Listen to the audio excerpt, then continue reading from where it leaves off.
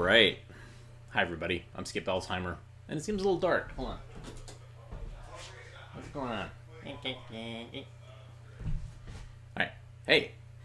Welcome to the AV Geeks Lunchtime Streaming Show, where we show old 16mm films. And that was some home movies from 1973, 1974. We think it's from the Pittsburgh area. And I distantly remember going to that zoo. My grandparents lived in Pittsburgh, and so I'm sure I went there as a kid. Like that boat that they got on, the fake boat, that just resonates with me for some reason. Anyhow, excitingly, we've been getting a bunch of films from the Oregon Archive, and ultimately from the Mogul Brothers collection, which was a film library based in New York City. And we got a film set up. Let's see. Here it is. Hot Ice. Enjoy.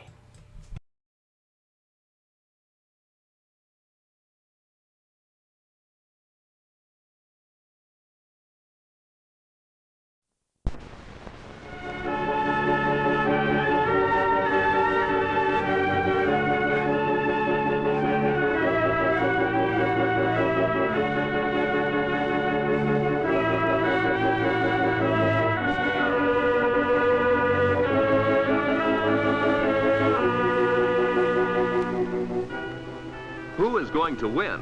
Everyone wants to know. Some like the Rangers, some like Toronto. Wherever they are, whatever they're doing, wherever sport fans get together, hockey is news.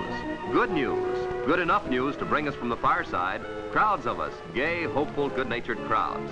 They're out for a good time, for excitement and thrills. And it's the crowd that keeps it alive and growing. It's the crowd that makes national idols of its favorite players. These serious young fellows who play for a living, who are catered to by experts and supplied with the best equipment.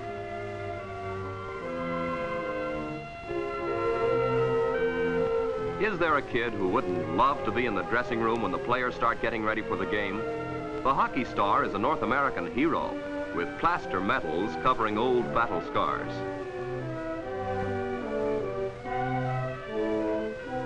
You wouldn't think the players could get hurt under all that armor. The padding gives protection, but doesn't cramp the player's style. 15 minutes to game time. Skates go on last. They've been tuned up beforehand by a master craftsman, ground to razor sharpness so players can spin on a dime. It's natural for highly strung players to get all tightened up before a game, so a smart coach doesn't mind a little clowning, gets the boys feeling free and loose.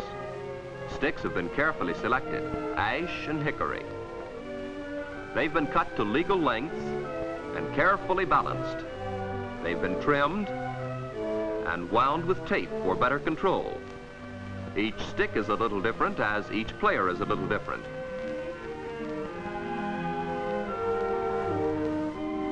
Connie Smythe, manager of Toronto, the little corporal, goes into action.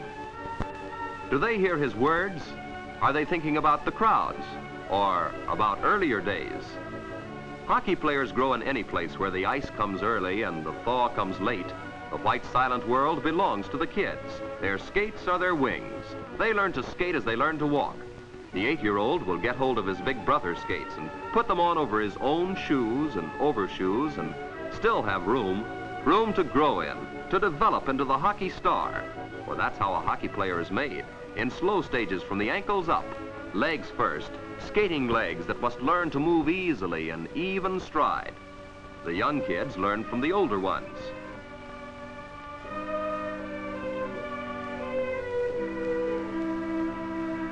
They're all it, the material of hockey, the stuff that the idols are made of.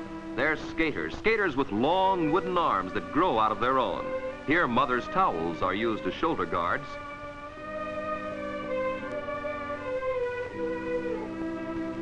There's nothing exclusive about this riot. The puck is in there somewhere. If you want it, go get it. In shinny, the only rule is every man for himself. From shinny comes the art of stick handling. There's no room for fancy skating. There's no time for a fancy play. You're in there with just a stick, and you learn how to use it the hard way.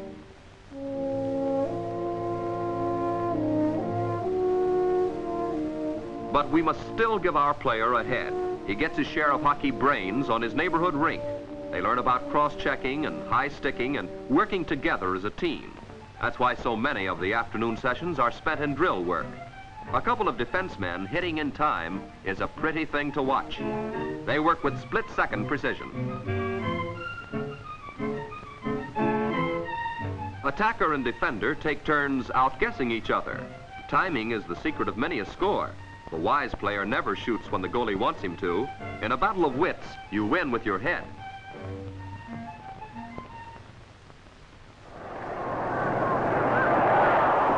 And now we're ready for the Garden. It's the last tense moments in the third period between the Rangers and Toronto. The dark uniformed Rangers are leading 1-0. And Turk Broda, Toronto goalie, has had a busy night stopping those Ranger forwards. A fast break up center ice by Toronto's Chisholm. He's filled by the Ranger defense. The puck is rolling loose near the Ranger blue line, and Davidson, number 4 of Toronto, gets to it first. There's a shot at the Ranger goal. Blocked. Davidson regains the puck, but only manages a feeble shot. Rangers recover and start to come up the ice slowly. But again, Davidson sweeps in and steals the puck. He maneuvers nicely, passes to Apps, who has a free shot, but it's wide. Again, the Rangers take control. They come up slowly, nursing that 1-goal lead. Number 14 is a one-man attack. He goes around back of the Toronto cage and misses. Rangers again up over the blue line and down into Toronto territory. But the Toronto defense takes control. And now Sanolki goes down the ice for them.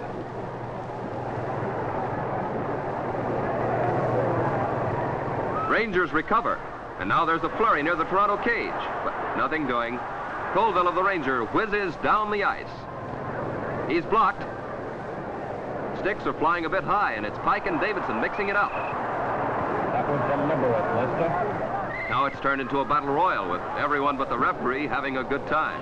Fighting is part of the punch in this fastest game on earth. The penalties go to number 16, Turk, and number 11, Pratt. 2 minutes each by the big clock on the wall. Gosh, I didn't do anything. Toronto seems to be playing Ring Around the Rosie. I guess they are waiting for their 6th man to return. They're playing straight defensive hockey.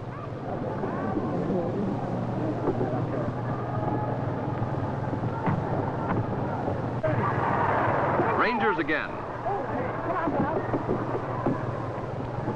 But not for long. Apps breaks up the play and takes the puck down into Ranger territory. Come on there. But the New Yorkers take it back, start to come down. Ow! The 2 minutes are up, and watch those boys tear out on the ice. There are only minutes remaining to play, and both teams are tense and nervous. There's another mix-up near the Toronto goal.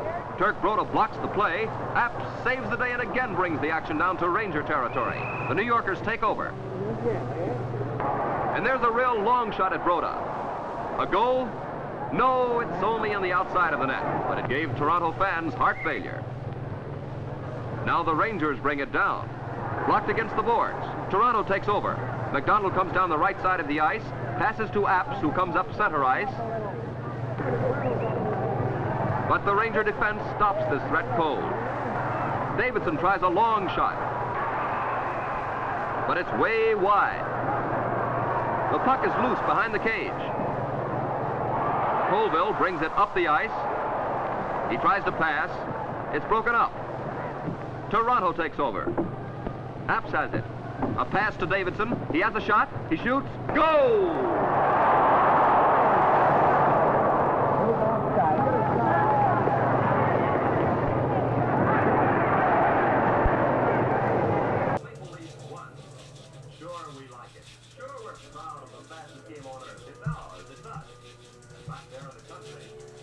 All right, hold on. That's frustrating. Very, very, very, very frustrating. Sorry about that. Let's see if I come back.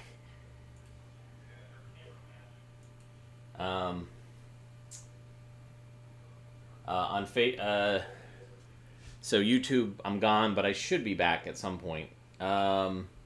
I think that this was National Film Board of Canada footage, and that's why it got knocked out. So that's annoying. Let's watch some bird homes. Enjoy.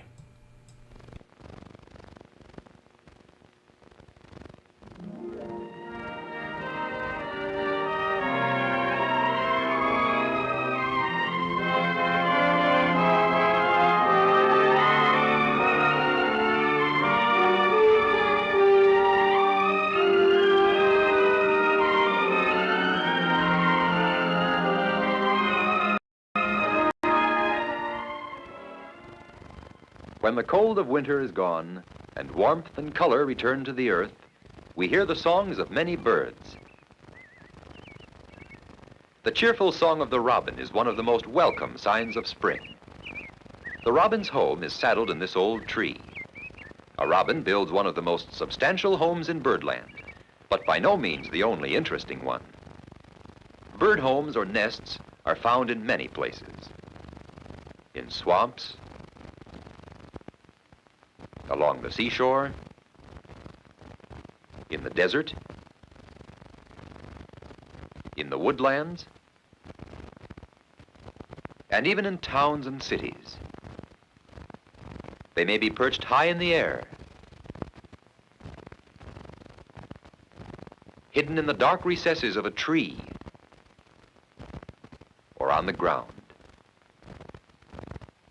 In this film, we will see different kinds of bird homes and learn some of the interesting habits of their builders.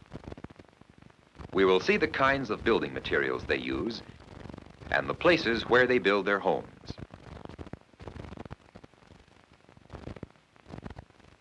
This Canada goose builds her nest near water. Many birds seem to search out sheltered locations for their nests. But some, like this mother Canada goose, make little effort to hide their homes from enemies. Perhaps because the goose is such a large and powerful bird, it instinctively knows it can protect its home from most enemies. Birds use their nests as places to lay their eggs, and in some cases to cradle their young. This Canada goose nest is built of grass and a blanket of downy feathers. Now Mother Goose returns from feeding in the nearby pond and marshes, and once again takes her place on the nest.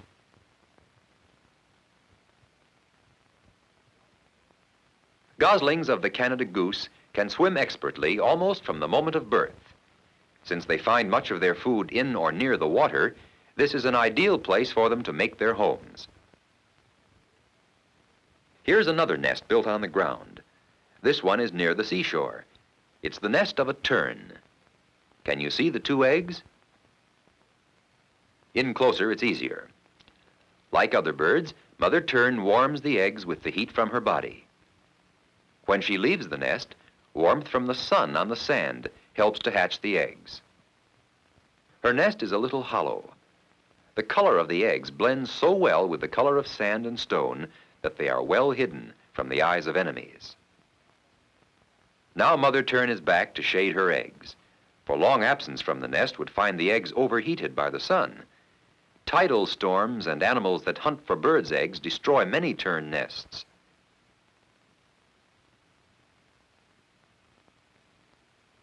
If they do survive, these baby terns will soon take their places among the tremendous flocks of this common water bird. Many birds attempt to hide their homes. Can you see the bird in this picture? Now it's easier. See how well the color of this mother killdeer blends with her surroundings. There's her nest, and there are her 4 eggs. The nest is a slight depression in the ground, lined with grass. Killdeer eggs are pale buff in color, with blotches of black. Do you know what Mother Killdeer is doing now? She's trying to get an enemy to follow her away from the nest. And here is the villain. Pretending to be hurt may attract the hungry snake away from the nest. The killdeer's broken wing act also warns other birds of an intruder.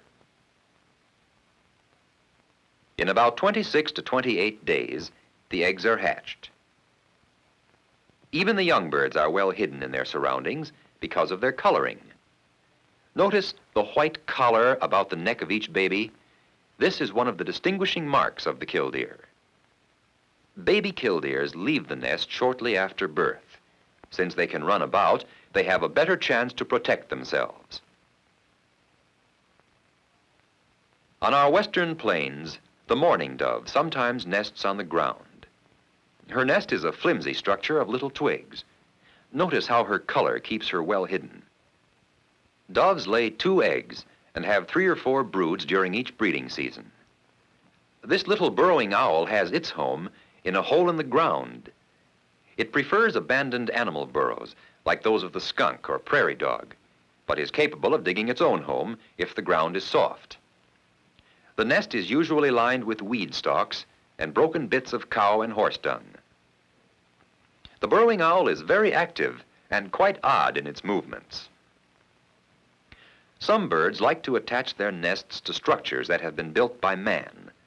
The phoebe likes water and has attached her nest under this bridge. It is so dark here, we have used an electric light to show the nest of mud and moss. In this woodland, not far from water, is the nest of the green heron. A tree with dense foliage, often evergreen, is a favorite site, with the nest anywhere from 15 to 20 feet from the ground. The heron's nest is an untidy structure. It's an unlined platform of loose sticks. Herons have 4 or 5 eggs of a pale green color. Although usually solitary nesters, herons often live in colonies with other herons or grackles.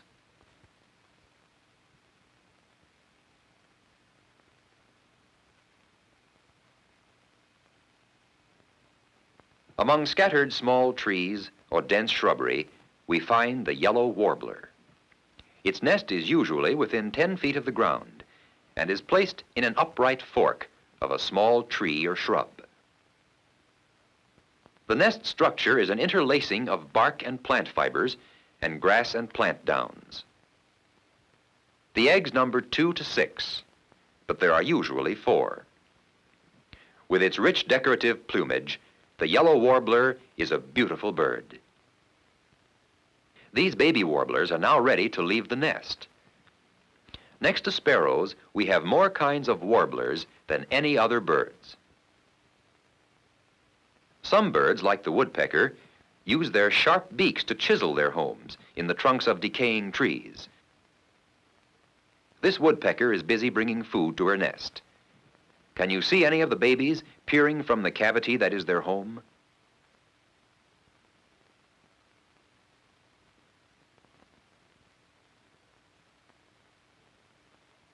Swamps and bayous in warm climates are the nesting places of the anhinga, or snakebird. Its popular name is the water turkey. The anhinga is about 3 feet long.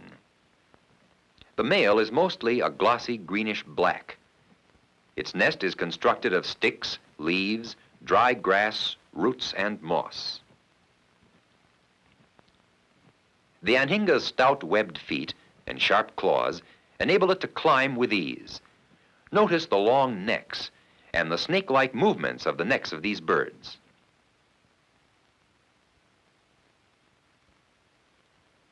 Red-tailed hawks build large and bulky nests high above the ground, in the forks of large trees.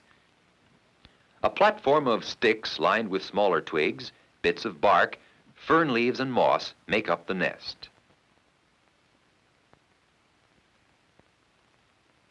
The great horned owl often makes its home in the deserted nest of other large birds. Those of red-tailed hawks, bald eagles, and herons are frequently used. Cactus wrens usually make their homes in the thorniest places of the cholla cactus. See how well they are protected. Purple martins are community dwellers and like to live in box-like houses, provided they're in the open and up on a 15 to 20-foot pole. Often a dozen or more pairs of these birds will occupy as many compartments of a bird box.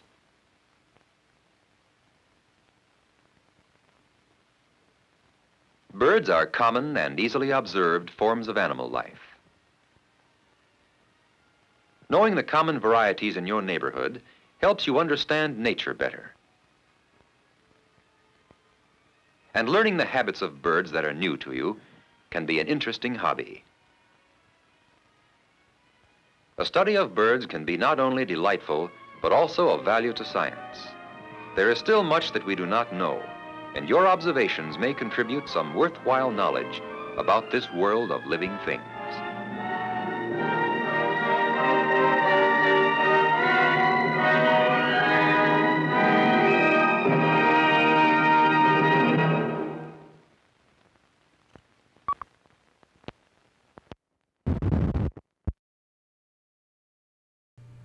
Oh, YouTube.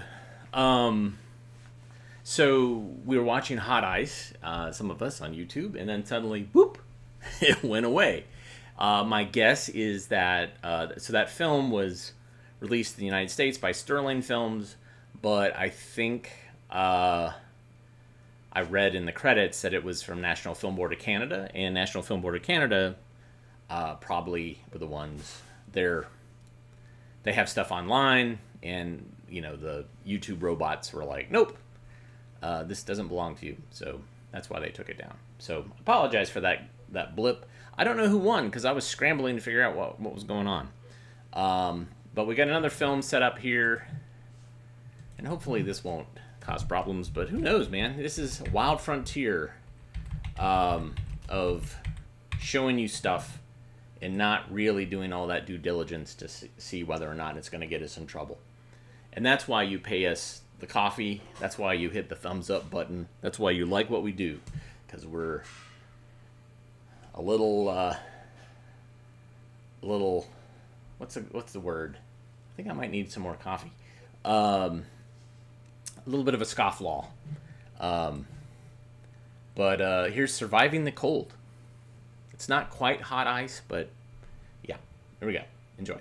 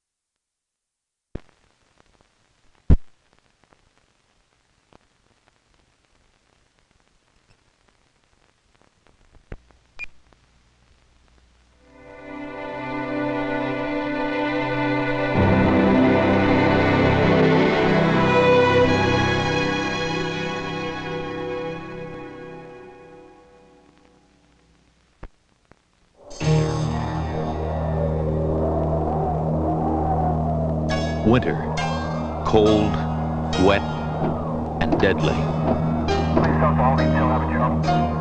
Every year, snowstorms strand hundreds of people in their cars, isolate thousands in their homes, and kill those who are unprepared.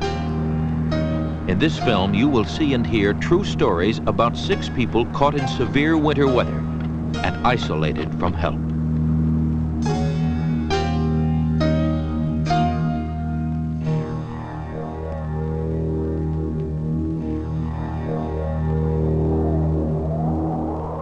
Ed and Paul Maluski were going to their cabin to button it up for the winter when it began to snow. The storm hit about halfway up the mountain. By the time we got about a mile from our cabin, we kept getting stuck every 10 feet.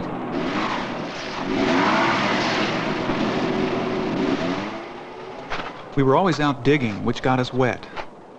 Then the snow got real heavy, and you couldn't see 5 feet in front of you. It was pretty clear the Bronco wasn't going to make it, so we figured we'd walk to a neighbor's cabin. It wasn't real far, and we know that area like the back of our hands.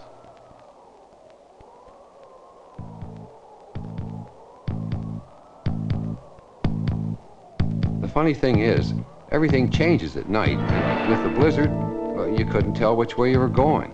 I thought I knew, but boy, I just couldn't tell for sure. Dad! Leave this pack here! We don't need it! There's food in the cabin! You know, it was funny.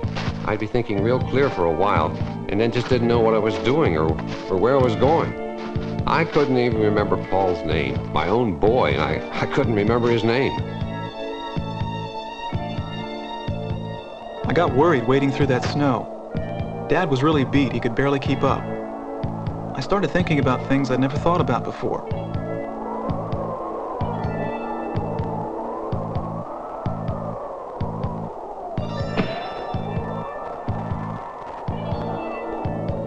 I fell and dropped our flashlight and didn't pick it up right away like you normally would. I knew we were getting delirious then.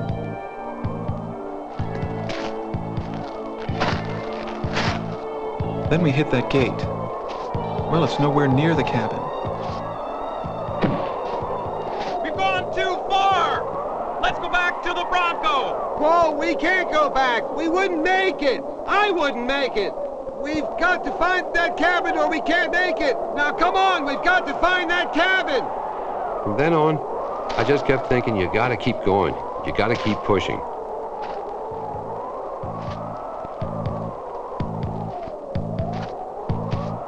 I saw that cabin and said one long prayer. I could hardly believe we finally found it.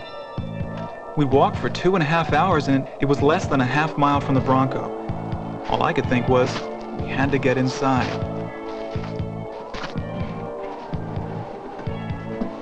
We finally got in. And then we didn't say anything at all. We didn't talk.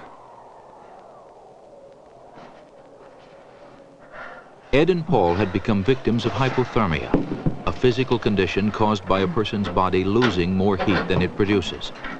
The result? A dangerously low body temperature.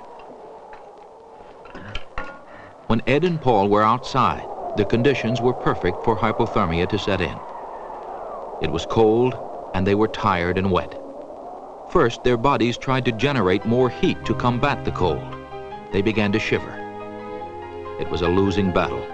The constant exposure to cold, wet weather defeated this first line of their body's defense. Then, in order to keep the remaining heat concentrated in the body core, the brain, heart, and lungs, their bodies began to cut down blood circulation to their arms and legs. This gave their vital organs a fighting chance to continue functioning. But it also caused the loss of muscle control in their hands, legs, and arms. As their natural defenses gradually began to break down, they became more confused and disoriented. If they had not found the cabin, the cold would have defeated all their body's defenses, and they would have died. In this kind of emergency, the first thing to do is get out of the cold. Then, carefully begin rewarming the body. The most important areas to rewarm first are those areas nearest the body core, the sides of the chest, the neck, the groin, and the head. These are the areas of highest heat loss and highest heat absorption. Warming these areas first lets the body build back and hold its heat, starting with the body core and gradually spreading to the rest of the body.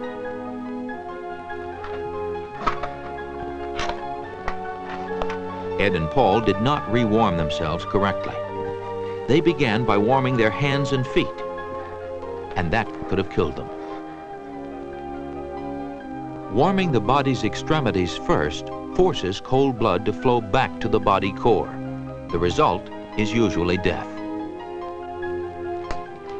Paul went to bed that night shivering uncontrollably because his body had not been rewarmed properly. Both men needed medical assistance desperately. It's a miracle they survived. Part of the miracle was the cabin they broke into. It was owned by a man who believed in being prepared for anything. Once we got warmed up, we found plenty of wood for the fire. Besides, there was a propane tank to heat the cabin too. There was plenty of food, enough to last us a couple of weeks. And you could eat it right out of the can. You didn't need a stove to cook it on. Nothing. Well, they know we're gone. Yeah, they should. Candles, flashlights, lanterns, all were on hand with plenty of batteries and fuel to keep them working. Ed and Paul even found a battery-powered radio. It was a relief to hear that rescuers were out looking for them. The cabin had a well-stocked first aid kit, too. Ed and Paul were stranded way up in the mountains, far from any help. But even in a city, snowstorms can be dangerous, especially for the elderly. The elderly can fall victim to hypothermia even at home. It's essential for them to maintain warm room temperatures of 68 degrees Fahrenheit or more. Continued exposure to low room temperatures can easily cause older people to become hypothermic, and it is very difficult to detect. Your turn now. They usually don't shiver as hypothermia takes hold, but their breathing may become shallow and their heartbeat may slow down. Either of these symptoms during cold weather means medical help is needed immediately. The best cure, of course, for anyone is prevention. Stay warm all the time, eat well and regularly, and keep physically fit. These factors will help protect you from winter cold. Did you get back to the clinic this morning? Good. Like most people, Dennis Beam and his daughter Kelly weren't worried about the cold the night their car slid into a ditch in the middle of a blizzard. I wasn't really too concerned. I'd been stuck before and it wasn't all that deep. But the wind kept picking up, and the storm just didn't let up. I was getting wet trying to get the car out, but it was no good, so I decided to wait.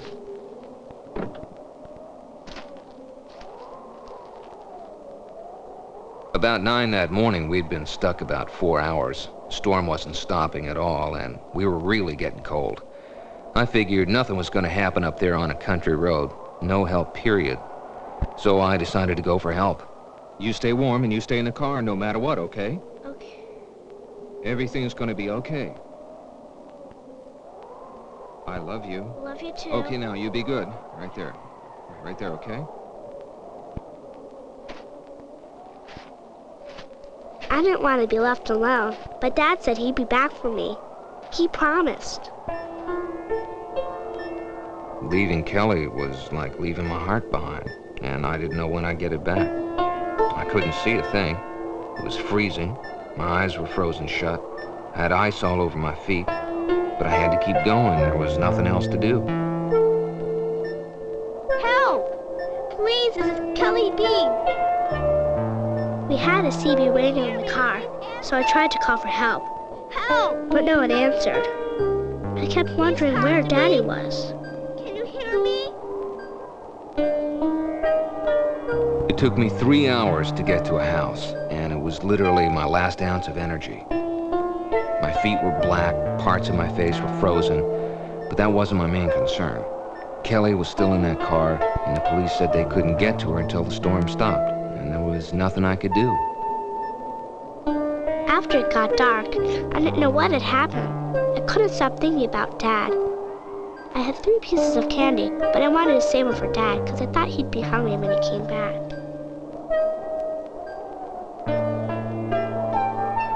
After 10 hours, I didn't know what to think. She'd been alone so long.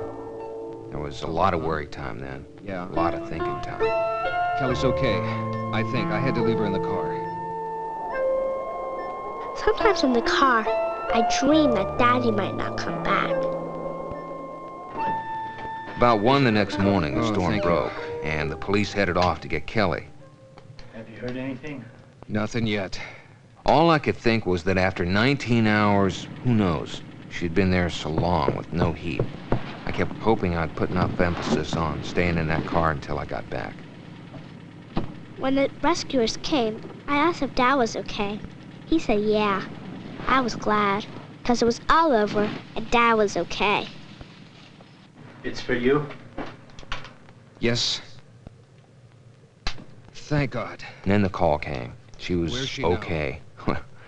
Is she My okay? whole world lit up then. Oh, thank God. Thank you very much. Yes. Okay. She's okay.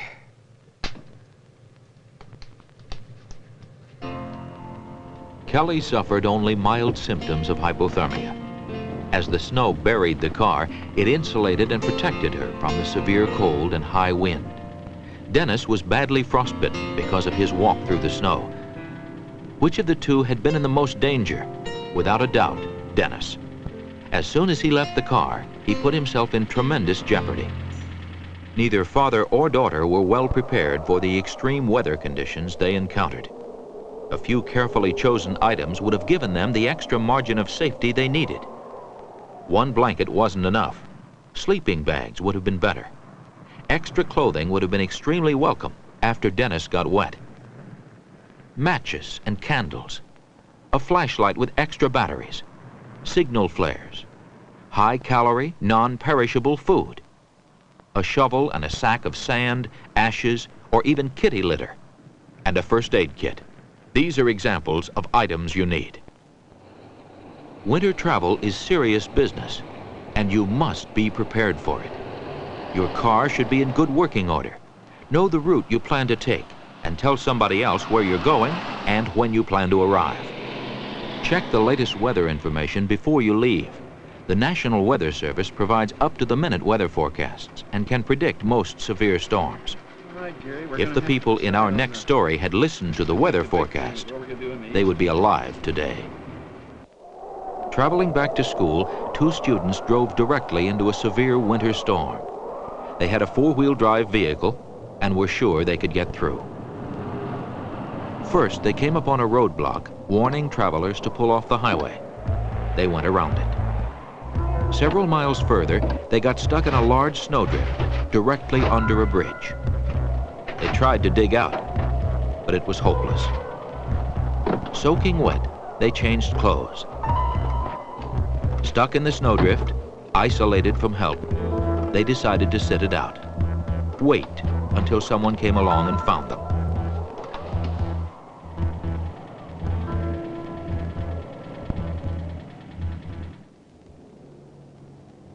The next morning, someone did. They were dead. They had made two fatal mistakes. One, traveling in the face of deteriorating weather conditions. And two, ignoring a police roadblock. Ironically, it appeared that after they got stuck, they did everything right. They started the car every so often to keep warm. They changed into dry clothing after getting wet trying to dig out. And they didn't abandon their car. However, stuck under the bridge, the wind trapped fatal carbon monoxide fumes around and inside the car. A freak accident? Maybe. But they really died because they didn't use common sense. After those first two mistakes, every other decision only compounded their danger. Ed and Paul Maluski. Dennis and Kelly Beam could have been winter storm fatalities. The two students were. Being prepared for winter emergencies will always better your odds in a snowstorm. So will using good judgment and common sense. These guidelines, if you get caught in a severe snowstorm, will help you survive the cold.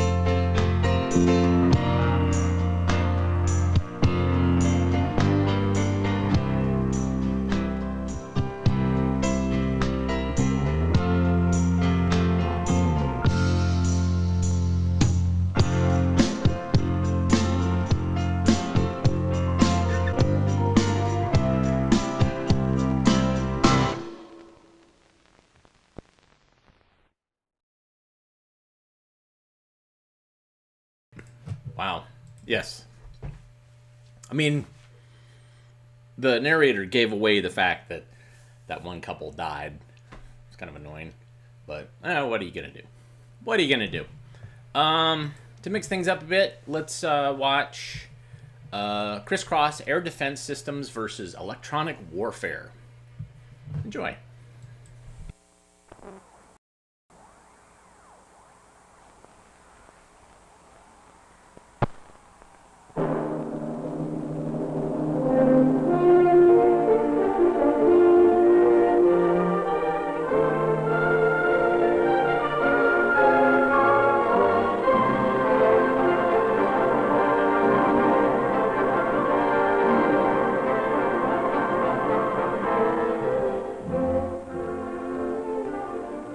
This is an Air Defense Command Direction Center in the Southwest, typical of the hundreds spotted throughout the free world.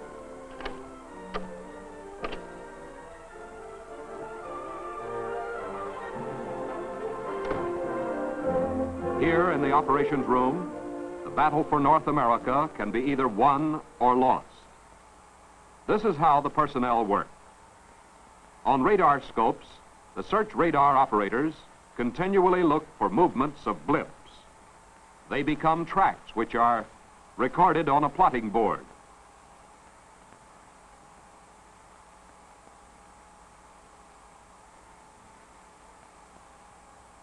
The Movements and Identification Officer checks them against the plans of all known flights in their assigned zone. If it is unknown, the senior director scrambles one or more all-weather interceptors, and the duty director vectors them until positive identification is made. The mission of the Direction Center, then, is to detect the intruder, identify him, intercept him, destroy him. Detection, identification, interception, destruction. In another war, electronics will be decisive. The battle for air supremacy is resolving itself into a battle for electronic superiority. In our electronic system are such vital equipment as early warning aircraft, picket ships, Texas towers, and search radar, which tells the Direction Center of the approaching intruder. Used along with it is the IFF, Identification Friend or Foe, which helps us identify and vector our fighters, and whose electronic waves also assist in the identification of airborne targets.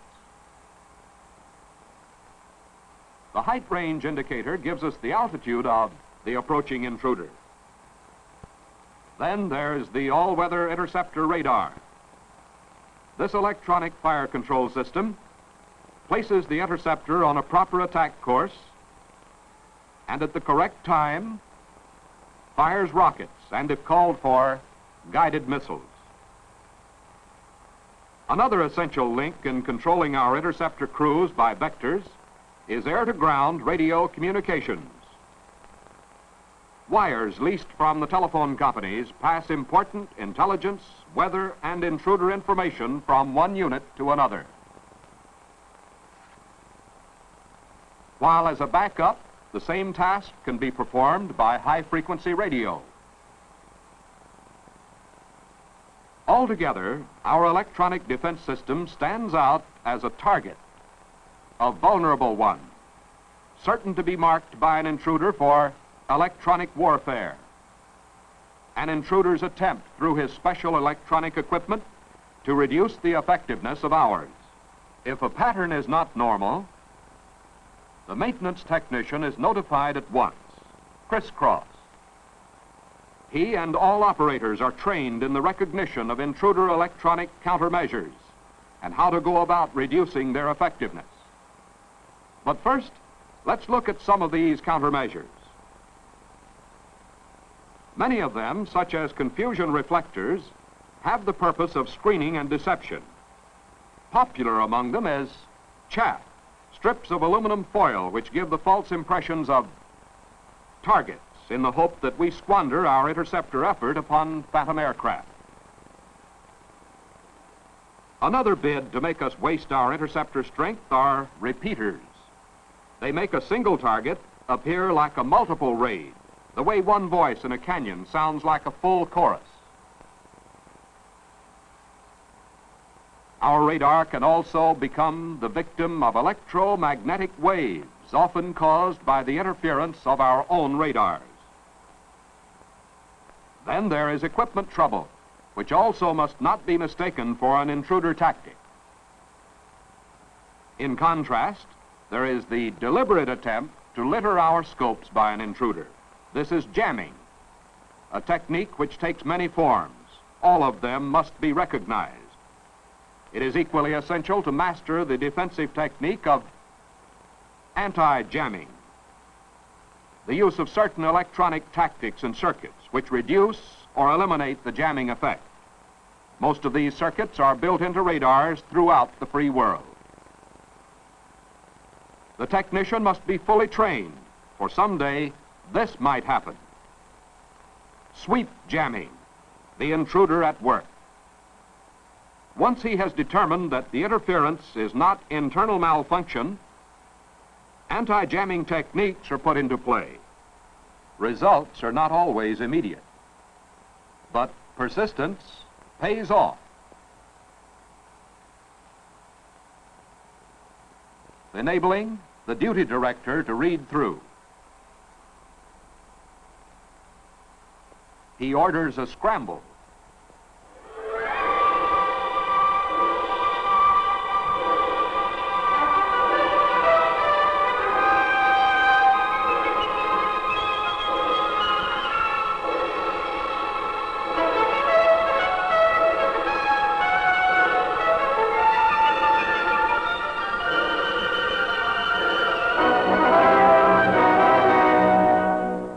Time now for the electronic flash report. It describes the type of jamming and the present effectiveness of the radar. It is then assessed for the intruder's effort, and the information dispatched at once to the Air Defense Control Center for the several state area and the Combat Operations Center of the Air Defense Command. The attack continues.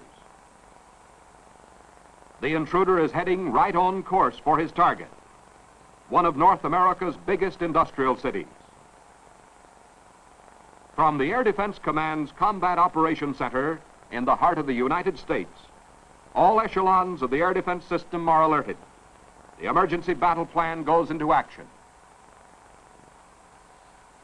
Back at the Direction Center, the scopes are being kept readable through the constant efforts of the technician. He must constantly manipulate his anti-jamming controls if results are to be achieved.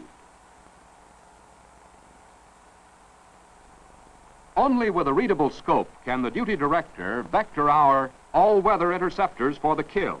In addition, every pilot is schooled to recognize jamming of his own electronic fire control system. When he is finally able to read through, he can attack. But as we know, not only radar is vulnerable to electronic warfare, there is also radio jamming, which causes interference between the pilot and the director. By another circuit, maintenance men are asked to check their radio equipment. The answer? The trouble is not internal. It is necessary to switch to a pre-planned channel. This anti-jamming technique is known as channel rotation. Many assigned channels may have to be tried in the hope that the fighter crew chooses one that is not jammed. Then again, this plan may fail altogether. In that case, we revert to Broficon, broadcast fighter control. Using standard broadcast frequencies, the duty director gets through to his interceptors. Pilots, however, are cautioned against false messages sent out by the intruder. They are taught to beware of incongruities such as change of voice, radical departures from their course, or sudden recall. When in doubt, they consult their authentication list, the code of the moment between the air and ground teams. The battle continues. Another splash.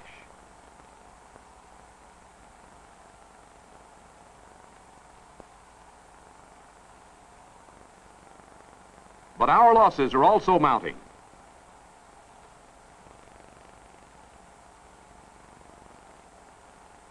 Another scramble is ordered.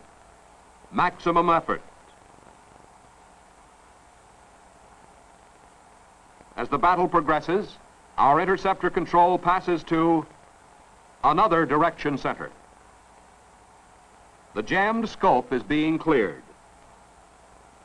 Again, persistence is paying off. The new duty director reads through. He reaches his pilots. Meanwhile, something is happening to the intruder. His speeds and altitudes are changing.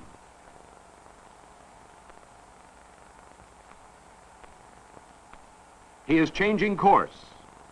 In evasion of our effort, he is reverting to tactics favorable to our air defense system. He is using up his fuel, missing his time over target. He has lost the advantage of a concerted attack. Because we are fighting back in the electronic warfare he has declared upon our air defense system, employing our anti-jamming techniques with persistence and reading through. But our story is not finished. The intruder has not been completely destroyed. Remnants of his attacking force are nearing the gun-defended area around the target complex. Our men of the radar-controlled Nike battalions are ready. They too know how to combat electronic warfare. But any slip-up in our system, and we can expect this.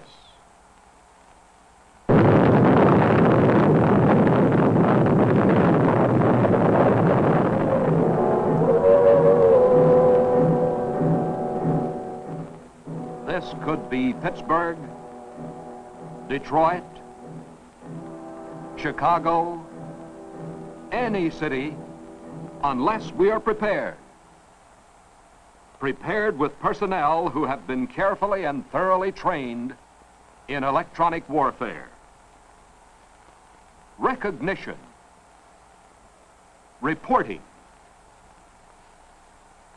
reading through. These men and their skills represent the greatest electronic countermeasures we possess. It is with them, and only with them, that the air defense system can combat electronic warfare.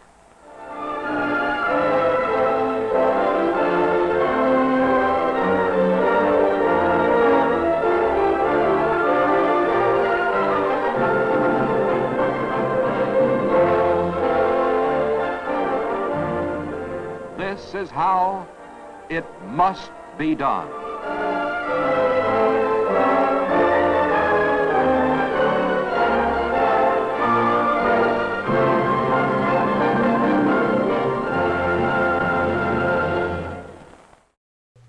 Wow. Yeah, so that was a training film for people that monitor radar. I think I got that film on eBay, but it's great. And it basically says, yeah, if you make a mistake, we're going to get bombed. But it's also great to see all your comments. And this is why I like showing films is we get your comments about, you know, how you feel about the film, but also all these references, these popular culture references, and not so popular culture references. So all the Red Alert and Dr. Strangelove, Spaceballs, and of course Negative Land. So thank you so much for that. Let's see. We're gonna end a little bit early today.